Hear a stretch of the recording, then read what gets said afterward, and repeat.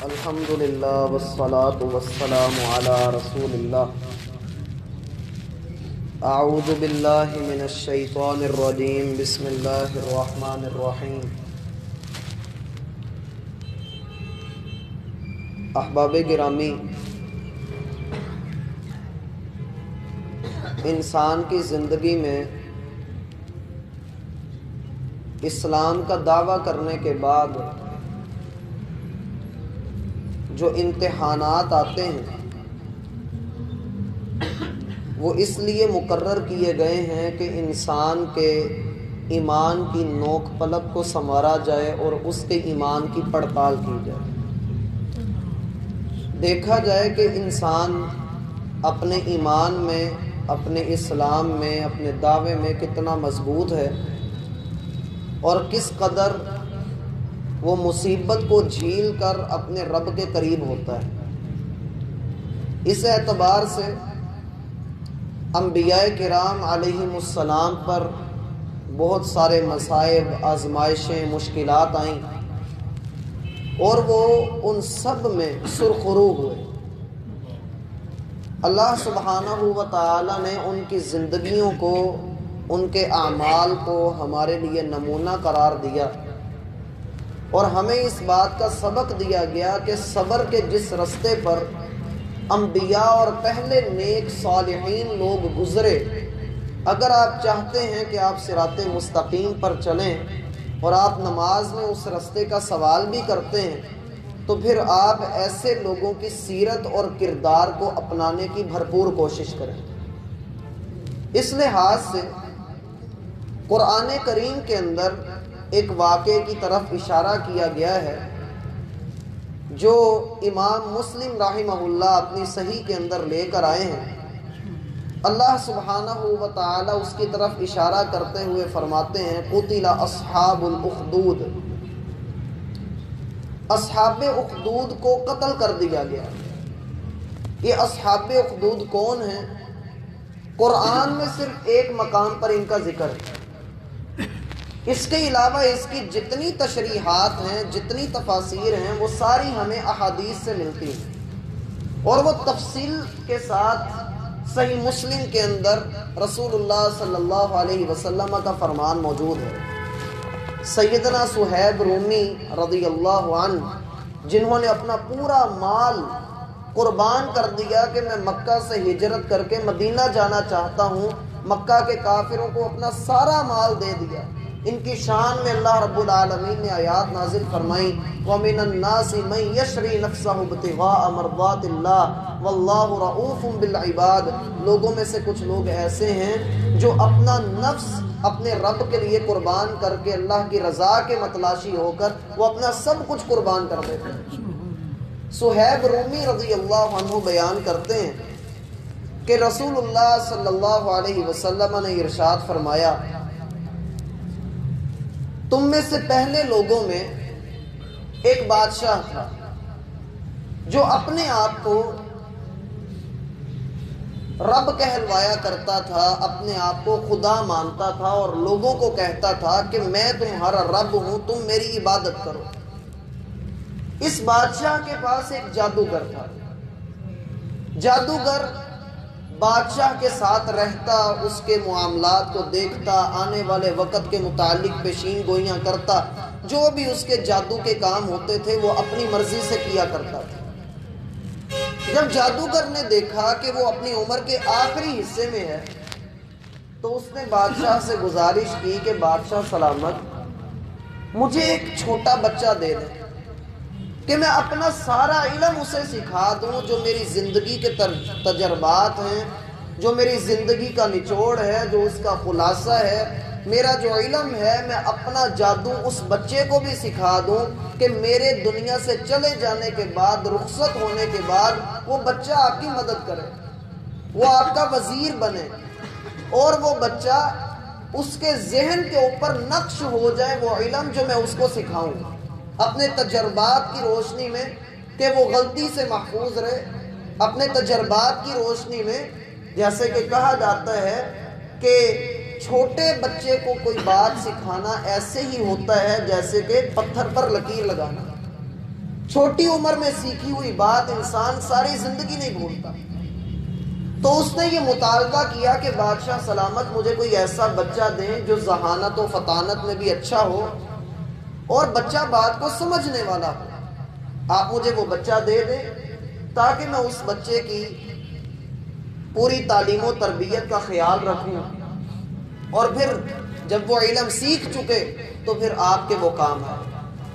بادشاہ نے ایک بچہ اس کے سپرد کر دیا.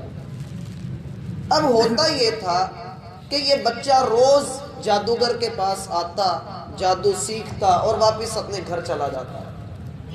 ایک دن یہ آ رہا تھا کہ اس نے رستے میں ایک آدمی کو دیکھا جو ایک الگ طریقے سے کچھ حرکات کر رہا تھا. یہ اس کے قریب گیا تو وہ ایک راہب تھا. راہب اس شخص کو کہا جاتا ہے جو دنیا کو چھوڑ کر الگ تھلگ بیٹھا ہو. یہ پہلی امتوں کے اندر کسی حد تک جائز تھا، اس امت کے اندر جائز نہیں ہے کہ بندہ دنیا سے الگ تھلگ ہو کر بیٹھ جائے اور اپنی جو ہے وہ جوتشی اور اپنے گیان کے اندر رہے. اسلام اس چیز کی ممانعت کرتا ہے. وہ راہب تھا، اکیلے بیٹھ کر اللہ کی بندگی کر رہا تھا، نیک آدمی تھا. یہ بچہ اس کے پاس گیا اور جا کر اس سے پوچھنے لگا کہ یہ آپ کیا کر رہے ہیں؟ اس نے کہا کہ بیٹے میں اللہ کی عبادت کر رہا ہوں. بچے نے پوچھا کہ اللہ کون ہوتا ہے؟ اس آدمی نے بچے کو اللہ رب العالمین کا تعارف کروایا، اللہ کی معرفت کے اسرار و رموز اس بچے کو سکھائے. بچے کو وہ تعلیم بھلی لگی، وہ اللہ پر ایمان لے آیا. لیکن اس راہب نے کہا کہ بیٹے جو باتیں میں نے آپ کو سمجھائی ہیں آپ نے کسی اور سے اس کا ذکر نہیں کرنا، اس کو چھپا کر رکھنا ہے. ہم دارالکفر میں رہتے ہیں، اگر آپ نے اس بات کو لیک آؤٹ کر دیا تو نہ صرف یہ کہ آپ کی جان کو بلکہ میری جان کو بھی خطرہ ہے. اس لیے بیٹا آپ اس بات کو اپنے دل میں اپنے تک ہی محدود رکھنا. اب جب یہ بچہ جادوگر کے پاس پہنچا تو جادوگر نے کہا کہ تم آج لیٹ کیوں آئے ہو، تم تاخیر سے کیوں آئے؟ اب بچہ پریشان ہو گیا. بچے نے کہا کہ مجھے گھر والوں نے کسی کام بھیج دیا تھا اس لیے میں تاخیر سے آیا. جادوگر نے اس کو اس کا علم سکھایا اور یہ واپس اپنے گھر چلا گیا. اگلے دن راہب کے پاس آیا اور راہب کو اس نے کہا کہ آپ مجھے جو علم سکھا رہے ہیں وہ اپنی جگہ پر، لیکن اگر میں جادوگر کے پاس لیٹ پہنچتا ہوں تو جادوگر مجھے ڈانٹتا ہے، اور اگر میں گھر والوں کے پاس لیٹ جاتا ہوں ظاہر سی بات ہے کہ جادوگر کے پاس لیٹ جاؤں گا تو وہ مجھے چھٹی بھی لیٹ دے گا تو گھر والے بھی مجھے ڈانٹتے ہیں کہ لیٹ کیوں آئے. تو آپ مجھے بتائیں کہ میں کیا کروں؟ تو اس آدمی نے، اس نیک بندے نے اسے کہا کہ بیٹے آپ نے اپنا ایمان چھپانا ہے، اور اس وقت میں اس شریعت میں ہو سکتا ہے یہ جائز ہو. اس آدمی نے کہا، اس نیک آدمی نے، کہ بیٹا آپ جب جادوگر کے پاس جاتے ہوئے لیٹ ہو جاؤ تو اسے کہنا کہ میرے گھر والوں نے مجھے مصروف کر دیا تھا اس لیے میں لیٹ ہو گیا. اور جب تم گھر والوں کے پاس لیٹ جاؤ تو انہوں کہنا کہ مجھے جادوگر نے لیٹ کر دیا تھا اس لیے میں تاخیر سے آیا ہوں. بچے نے اب دین کا علم بھی سیکھنا شروع کر دیا اور جادوگر کے پاس جا کر بھی جادو سیکھنا شروع کر دیا. اللہ کا کرنا ایسا ہوا کہ ایک دن رستے میں وہ چلتا ہوا آ رہا تھا کہ ایک بہت بڑے جانور نے لوگوں کا رستہ روکا ہوا تھا. اب اس بچے نے سوچا کہ آج میں دیکھوں گا کہ کون حق پر ہے، آیا جادوگر سچا ہے یا وہ نیک آدمی جو مجھے اللہ کے متعلق بتاتا ہے.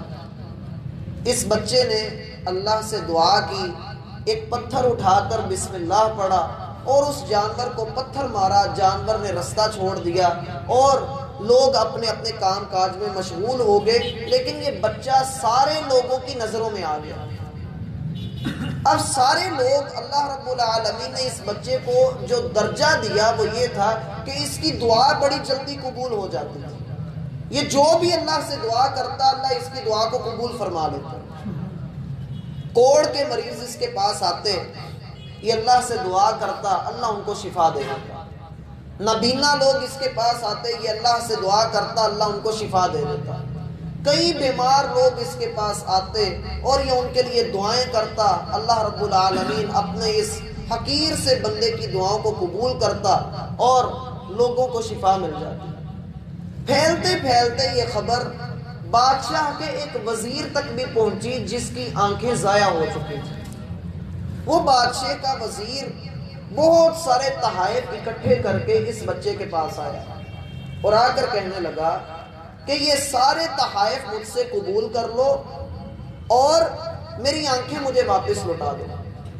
وہ بچہ کہنے لگا کہ نہ تو میں جادو کرتا ہوں کہ میں تمہاری آنکھیں واپس لوٹاؤں، اور نہ مجھے کوئی لالچ ہے کہ میں اتنے سارے تحفے لوں اور پھر جو ہے وہ کوئی تمہارے ساتھ معاملہ کروں. تو میں ایسا نہیں ہوں. میں تو اپنے رب سے دعا کرتا ہوں، اس کا حکم ہوتا ہے اور وہ شفا دے دیتا ہے. وزیر کہنے لگا کہ رب کون ہوتا ہے؟ اب اس بچے نے اس کو دعوت دی، اسے سکھایا. اس سے یہ بھی پتہ لگتا ہے کہ جس شخص کو دین کا علم مل جاتا ہے، خواہ وہ عمر کے کسی بھی حصے میں ہو، اسے حق اور باطل کا فرق پتہ لگ جاتا ہے. اب اس بچے نے اس وزیر کو سکھایا جو عمر میں اس سے بڑا، تجربے میں اس سے بڑا، اپنے علم میں اس سے بڑا، لیکن اللہ سے نا واقف ہے، اللہ کے متعلق لا علمی ہے. بچے نے وزیر کو بتلایا کہ اللہ وہ ذات ہے جو تیرا بھی رب ہے اور میرا بھی رب ہے. اسی نے تیری آنکھیں واپس کرنی ہیں، اسی نے تیری آنکھیں لی ہیں. میں دعا کرتا ہوں. اس بچے نے اللہ سے دعا کی اور اللہ رب العالمین نے اس کی آنکھیں واپس کر دی. اب وزیر کو سمجھ آ گئی، وہ بھی اللہ سبحانہ و تعالی پر ایمان لے آیا.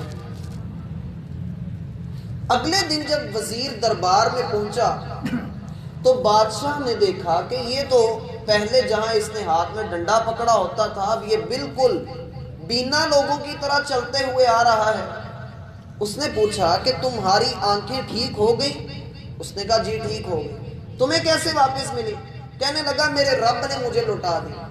بادشاہ کہنے لگا رب تو میں ہوں، میں نے تو تمہیں تمہاری آنکھیں واپس نہیں کی.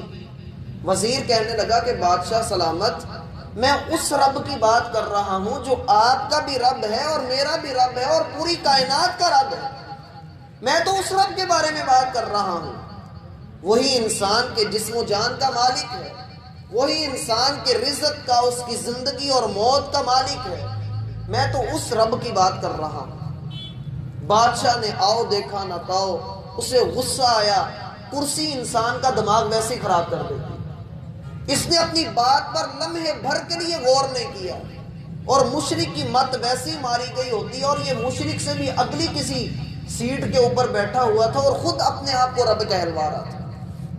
تاریخ میں صرف فرعون نے رب ہونے کا دعویٰ نہیں کیا، ایک یہ بادشاہ بھی تھا جس نے رب ہونے کا دعویٰ کیا.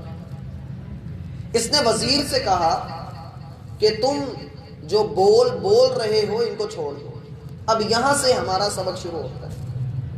تم نے ایمان کا جو اظہار کیا ہے، اس سے کفر کا اظہار کرو، اسے چھوڑ دو، اسے ترک کر دو. یہ تمہاری بات نہیں ہے. تم میرے بندے ہو اور میں تمہارا رب ہوں، تو میرے علاوہ تمہارا کوئی اور رب ہو ہی نہیں سکتا. اور فرعون بھی یہی کہتا تھا، انا ربکم الاعلی، میں تمہارا رب ہوں اور میرے علاوہ تمہارا کوئی رب نہیں ہے. کیوں میں رب ہوں؟ اس لیے کہ میرے پاس مصر کی حکومت ہے، میرے پاس نہریں ہیں، میرے پاس سونا چاندی کے ڈھیر لگے ہوئے ہیں، لہٰذا میں رب ہوں.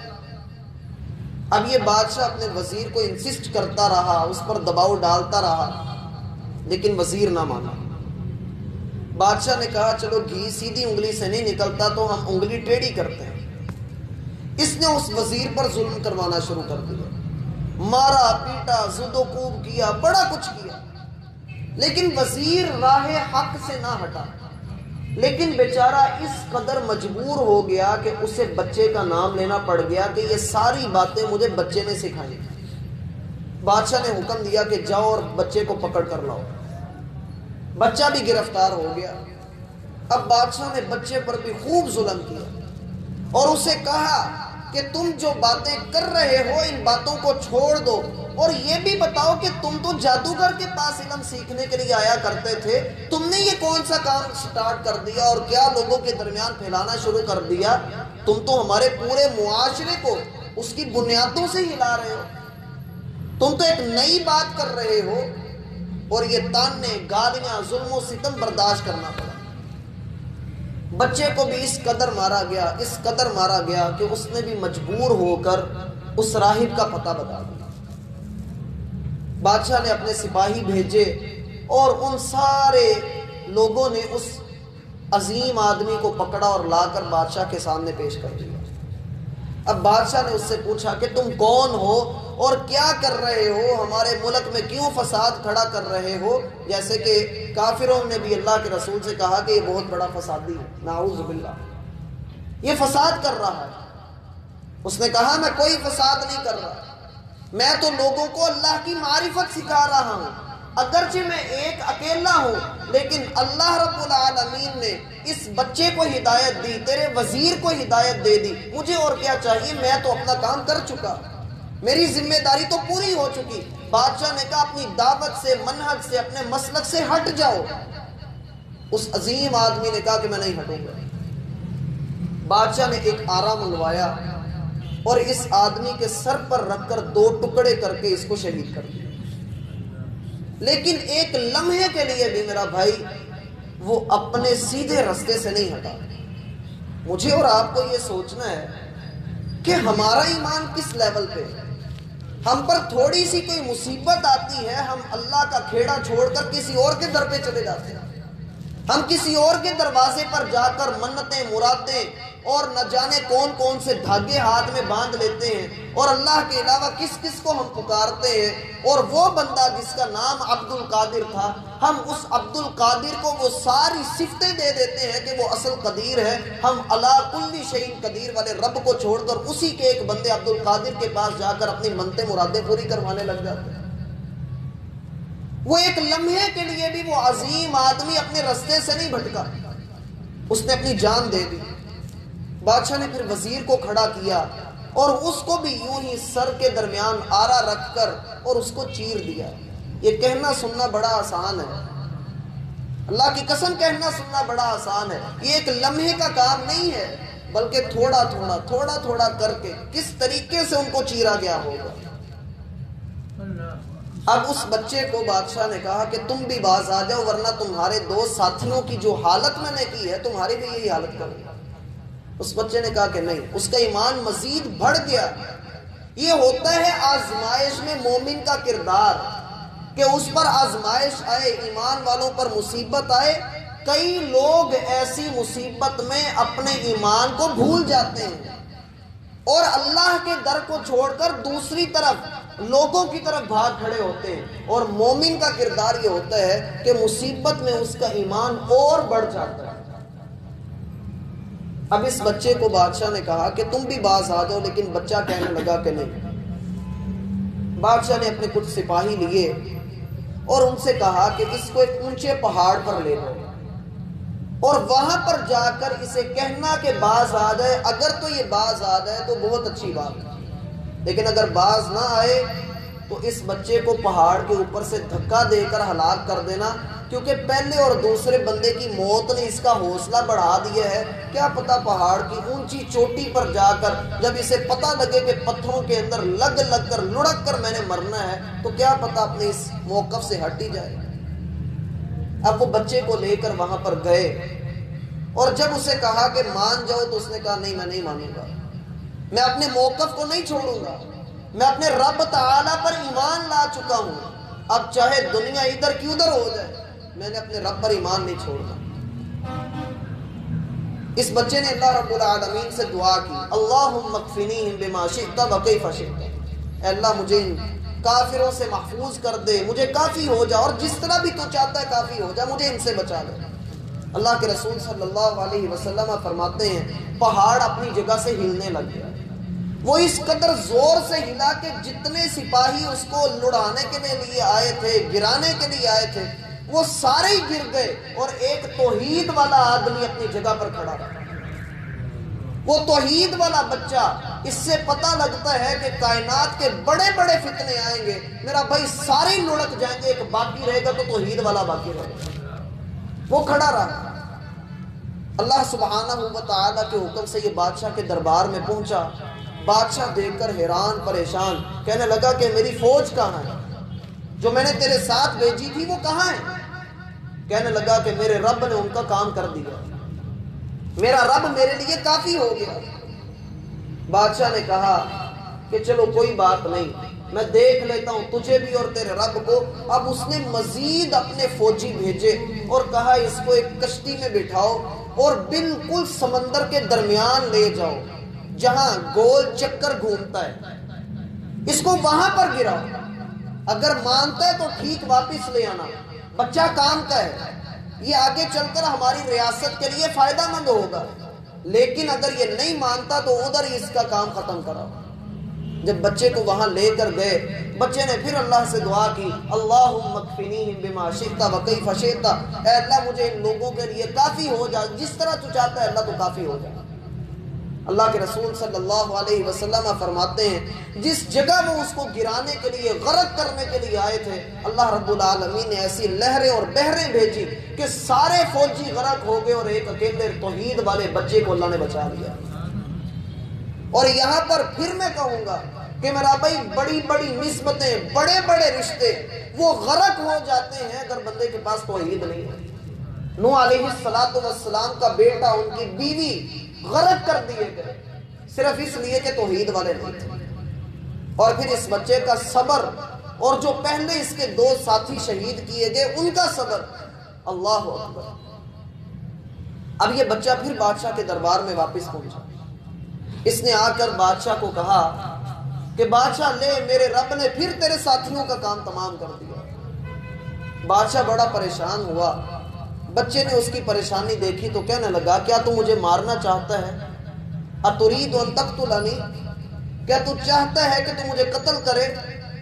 بادشاہ کہنے لگا ہاں میں یہ چاہتا ہوں کہ میں تجھے قتل کروں، کیونکہ پورے ملک میں اگر تو مشہور ہو گیا تو پھر جو میری ربوبیت ہے، جو میری بادشاہت ہے، جو میری سلطنت ہے، لوگ مجھے سجدہ نہیں کریں گے، لوگ مجھے ٹیکس جمع نہیں کروائیں گے، لوگ میری جھولی میں لا لا کر اپنی کمائیاں نہیں ڈالیں گے، وہ تو اس رب کو سجدہ کرنا شروع کر دیں گے، وہ تو اس کے رستے میں خرچ کریں گے اور غریبوں کی مدد کریں گے. لہٰذا میں چاہتا ہوں کہ تیرا ہم پتہ صاف کریں. اس نے کہا ٹھیک ہے، پھر تو کبھی زندگی مجھے قتل نہیں کر سکتا. ہاں ایک طریقہ ہے کہ تو مجھے قتل کر سکتا ہے. بادشاہ نے کہا وہ کیا طریقہ ہے؟ کہنے لگا وہ طریقہ بھی بتاؤں گا، لیکن میری شرطوں پر جو میں کہتا جا رہا ہوں وہ کرتے جاؤ. بادشاہ نے کہا چل بتا کیا کرنا ہے. اس نے کہا پورے ملک کی عوام کو اکٹھا کر لیا. پورے ملک کی عوام کو اکٹھا کر لیا گیا ایک بڑے میدان کے اندر، اور سب کو بتا دیا گیا کہ بادشاہ ایک بچے کو قتل کرنا چاہتا ہے.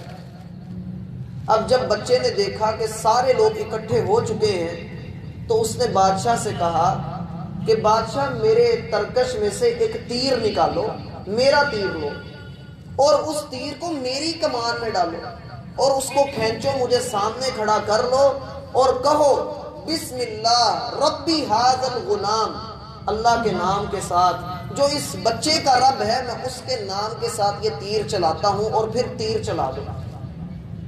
سمجھ آئی بات؟ بچہ کہہ رہا ہے کہ تم کہو اللہ کے نام کے ساتھ جو اس بچے کا رب ہے میں تیر چلا رہا ہوں، تو تم تیر چلا دینا، پھر آگے جو ہوگا تم دیکھ لینا.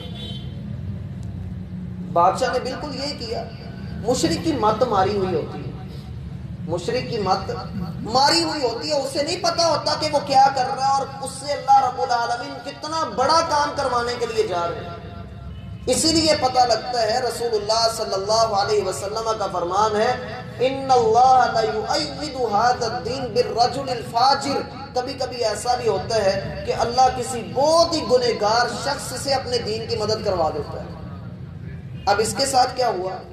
اس مشرک بادشاہ نے، اس برے آدمی نے اپنے ہاتھ میں تیر پکڑا اور کہتا ہے بسم اللہ ربی ھذا الغلام، اللہ کے نام کے ساتھ جو اس بچے کا رب ہے. اس نے تیر چلایا، تیر بچے کے کن پٹی کے اوپر لگا اور بچہ ادھر ہی گر کر شہید ہو گیا.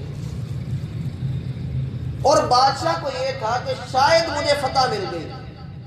ایک لمحے کے لیے وہ اپنی خوشی میں اچھل پڑا، لیکن جب سارے لوگوں نے دیکھا کہ بادشاہ جو ہمارا رب ہے وہ تو بچے کے رب کو پکار کر اپنے اس بچے کو، اپنے دشمن کو ختم کر رہا ہے، تو حقیقی رب تو وہ رب ہوا، ان سبھی نے وہاں پر کلمہ پڑھا اور اپنے رب کے حضور ایمان لے آئے، سبھی نے کلمہ پڑھ لیا۔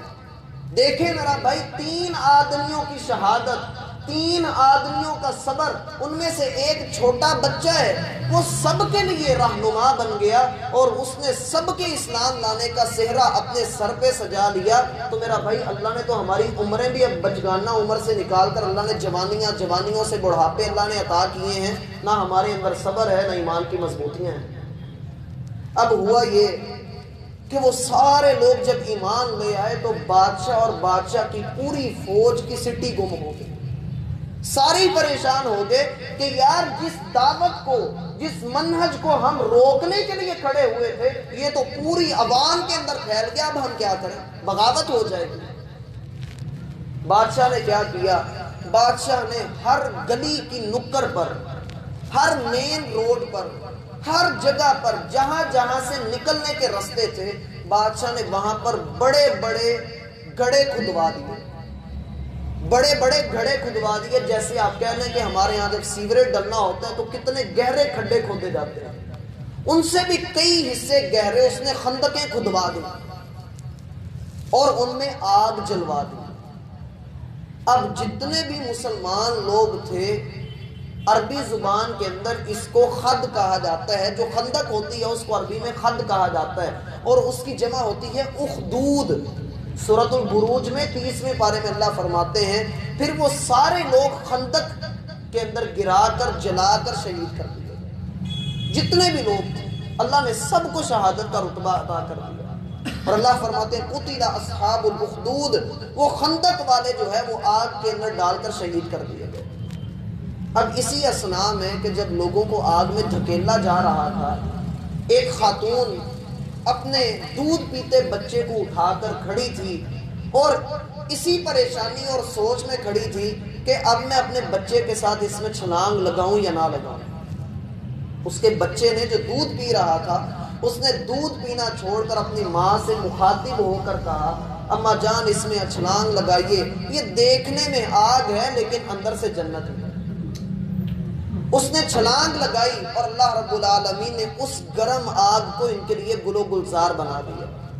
میرا بھائی، توحید جو ہوتی ہے، توحید انسان کو وہ ثمرات دے جاتی ہے، وہ انسان کو خیر اور برکت دے جاتی ہے کہ انسان کے وہم و گمان میں بھی نہیں ہوتا۔ اور صبر، اگر توحید کے ساتھ، دعوی توحید کے ساتھ بندہ صبر بھی ساتھ لے کر چلے تو اللہ کی قسم قوموں کی قسمتیں بدل جاتی ہیں، قوموں کی تقدیر بدل جاتی ہے۔ یہ وہ لوگ ہیں جنہوں نے اپنے رب کو ایک سجدہ بھی نہیں کیا لیکن اپنے رب کی معرفت حاصل کی، اس رب کو پہچان گئے، اس کی قدرتوں کے معترف ہو گئے۔ اللہ رب العالمین نے سب کو شہادت کا رتبہ بھی دیا اور سب کو جنت بھی الاٹ کر دیا۔ اس لیے ہمیں بھی چاہیے کہ زندگی میں کبھی کوئی گہرا کھڈا میرے اور آپ کے سامنے آئے اور مجھے یہ لگے کہ میں اس میں کودوں گا تو پورے معاشرے کا گند میرے اوپر آ کر گرے گا، میں دین پر عمل کرنے لگا ہوں تو لوگ مجھے کیا کہیں گے؟ بے خطر ہو کر میرا بھائی دین پر عمل کر گزریے، وہ دیکھنے میں کھڈا ہوگا لیکن اللہ آپ کو ایسی بلندیاں عطا کرے گا کہ آج اس بچے کو مٹانے والے خود مٹ گئے لیکن اس کا نام آج بھی زندہ ہے۔ اللہ رب العالمین ہمیں صحیح معنوں میں صبر کی توفیق عطا فرمائے۔ وما توفیق الا باللہ۔